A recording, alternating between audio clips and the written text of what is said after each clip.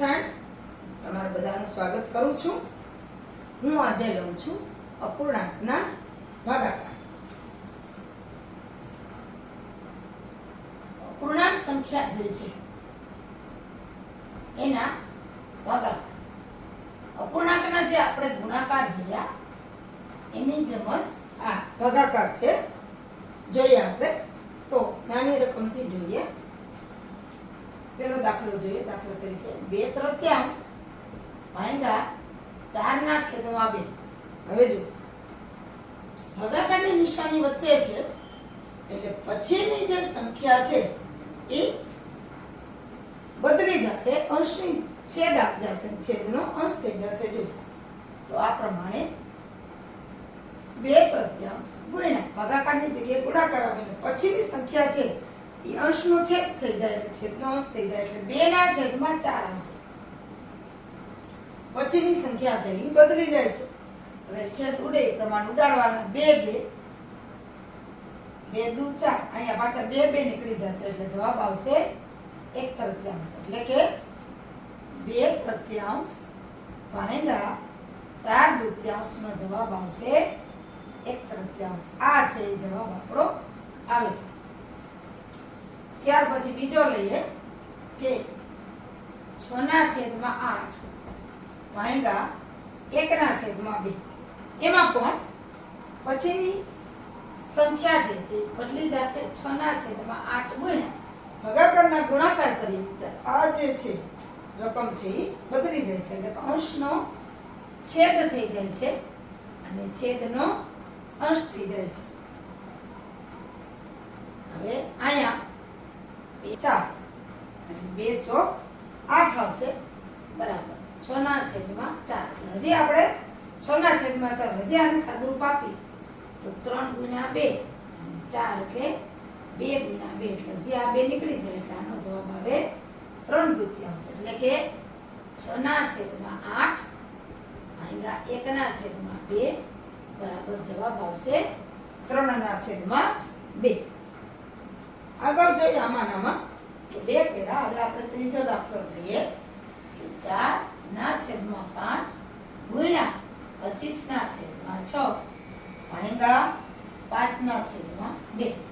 જો આવી રકમ લીધી છે આપણે, 3 રકમ લીધી છે એટલે આ 2 તો એમને આવશે પણ પછીની જે છે સંખ્યા એમાં વ્યસ્ત થઈ જશે. એટલે કે 4/5 ગુણ્યા 25/6 ગુણ્યા ભાગાકારના ગુણાકાર જ્યારે કરીએ ત્યારે એનો વ્યસ્ત થઈ જાય એટલે કે અંશ હોય એનો છેદ થઈ જાય અને છેદ હોય એનો અંશ થઈ જાય. હવે જો જેમ બને આપણે આમાં સાદુરૂપ આપવાનું છે. 4 25 × 2 છેદમાં આપણે કરતા હતા 5 × 6 × પાછા 5. જેમ બને એમ છેદ ઉડાડવાનો છે આપણે. 5 5 25 આપણને ખબર છે 5 5 નીકળી ગયા. હવે 2 3 6 એટલે 4/3. તો આપણો જે જવાબ છે 4/5 ગુણ્યા 25/6 ભાગ્યા 5/2 બરાબર 4/3 જવાબ આવે છે. ત્યાર પછી આપણે ચોથો દાખલો લઈએ.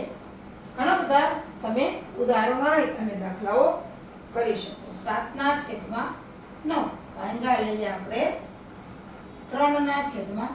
જુઓ ઘણી વખત આ રીતના પણ રકમ હોય કે 7/9 એના છેદમાં 3/2. આ પણ ભાગાકારનું જ એક સ્વરૂપ છે. 7/9 ભાગ્યા 3/2. એમાં પણ જુઓ 7 આપણે ફરીથી લઈએ ગુણાકાર કરીએ તો આ રકમ છે વ્યસ્ત થઈ જશે. 2 આવશે અંશમાં, 3 આવશે છેદમાં. એટલે કે હવે અહીંયા તમે જુઓ તો 7/9 એના છેદમાં 3/2. હવે અહીંયા શું થયું જુઓ તો કે 7 × 2 9 × 3.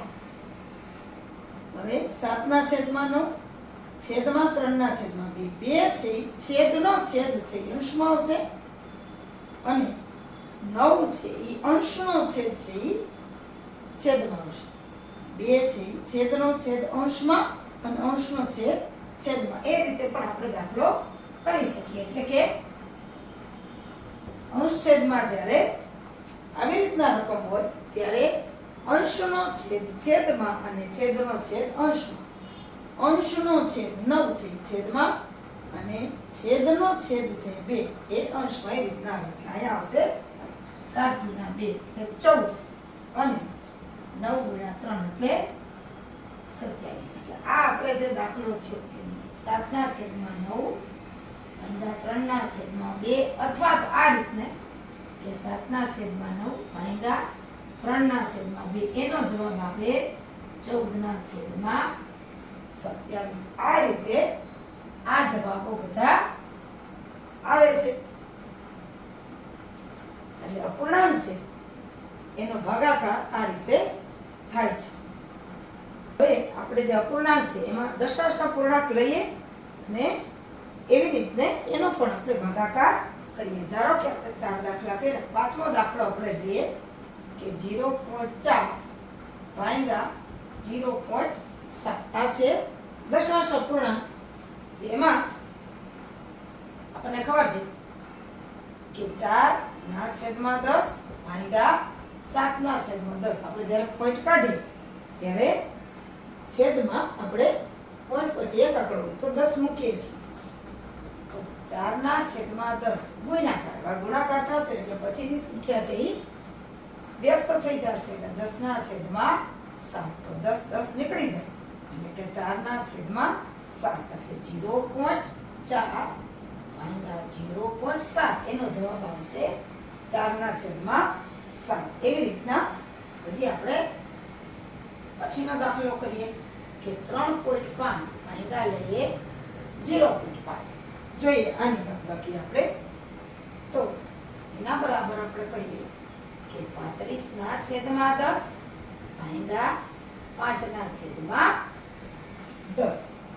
હવે 35 ના છેદમાં 10 એટલે 35 ના છેદમાં 10 ગુણાકાર કરીએ એટલે આ સંખ્યા છે વ્યસ્ત થઈ જશે. એટલે 10 ના છેદમાં 5. તો 10 10 નીકળી જશે. 5 7 35 એટલે કે આનો જવાબ આવશે 7. એટલે આપણે લખી શકીએ કે 3.5 ભાગ્યા 0.5 બરાબર આવશે 7. આ રીતે આપણે જવાબ છે એ આવી જાય છે. હવે દશાંશ અપૂર્ણાંકના ભાગાકાર કર્યા. હવે આપણે મિશ્ર અપૂર્ણાંક લઈ લઈએ. તો એના દાખલા આપણે કરીએ.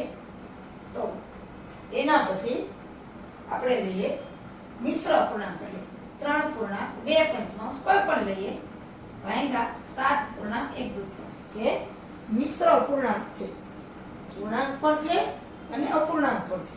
તો આને આપણે સાદા અપૂર્ણાંકમાં ફેરવીએ તો આપણને ખબર છે 3 ગુણ્યા 5 એટલે કે 15. આ રીતે થશે 3 ગુણ્યા 5 વત્તા 2 ના છેદમાં 5 ભાગ્યા 7 ગુણ્યા 2 વત્તા 1 ના છેદમાં 2.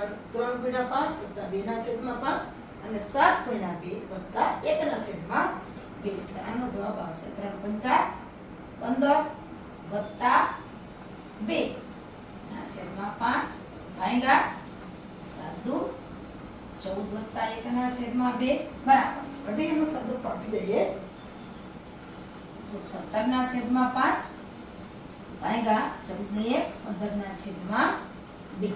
આવી રીતના આપણો આ દાખલો છે એ થઈ ગયો છે. હવે આપણે જે કરીએ છીએ એ જ રીતે એટલે કે 17 ના છેદમાં 5 ગુણ્યા જ્યારે ગુણાકાર કરશું ત્યારે પછીનું જે રકમ છે એનું વ્યસ્ત થઈ જશે. એટલે કે 2 ના છેદમાં 15 એટલે 17 ગુણ્યા 2 34 15 પંચા 75. આ છે જવાબ આપણો આવશે. 3 પૂર્ણાંક 2 પંચમાંશ ભાગ્યા 7 પૂર્ણાંક 1 દૂતીયાંશ નો જવાબ આવશે 34 ના છેદમાં 75. હજી એક દાખલો આપણે મિશ્ર અપૂર્ણાંકનો લઈ લઈએ. તો 2.1/3 ભાગ્યા કોઈ પણ આંકડો તમે લઈ શકો. 3.1/4 કોઈ પણ મિશ્ર અપૂર્ણાંકમાં એક પૂર્ણાંક અને બાકીના અપૂર્ણાંક લઈ શકીએ. આપણે લીધા છે 2.1/3 મેગા 3.1/4. એને પણ આ રીતે 3 દુ 6 2 ગુણ્યા 3 1 ના છેદમાં 3 ભાગ્યા 2 ગુણ્યા 3 વત્તા 1 ના છેદમાં 3 3 ગુણ્યા 4 માં પણ વત્તા 1 ના છેદમાં છે 4 એટલે 3 દુ 6 ને 7/3 આવશે અને 3 ચોક 12 ને 1 13/4 આવશે. એટલે કે 7 3 દુ 6 ને 7/3 ભાગ્યા 4 તેરી 12 ને 1 13/4. આ સ્વરૂપમાં દાખલો છે ઈ આવી ગયો છે. તો 7 ના છેદમાં 3 હવે ગુણાકાર કરીએ એટલે આ પછીનું જે રકમ છે ઈ વ્યસ્ત થઈ જશે. કે 4 ના છેદમાં 13 એટલે 7 ચોક 28 13 ગુણ્યા 3 એટલે 13 તેરી 39. એટલે આનો જવાબ છે 2.1/3 ભાગ્યા 3.1/4. એનો જવાબ આવ્યો 28 ના છેદમાં 39. આ રીતે છે એ જવાબ આપણો આવે છે. એટલે આ રીતે અપૂર્ણાંક, દશાંશ અપૂર્ણાંક અને મિશ્ર અપૂર્ણાંકના ભાગાકાર આ રીતે થાય છે. પછીની જે હોય સંખ્યા એનું વ્યસ્ત કરી નાખવાનું. પછી આપણે જે ગુણાકાર કર્યો એ જ રીતે ગુણાકાર થાય છે. આ રીતે સહેલી રીતે આપણે ગુણાકાર છે એ કરી શકીએ છીએ.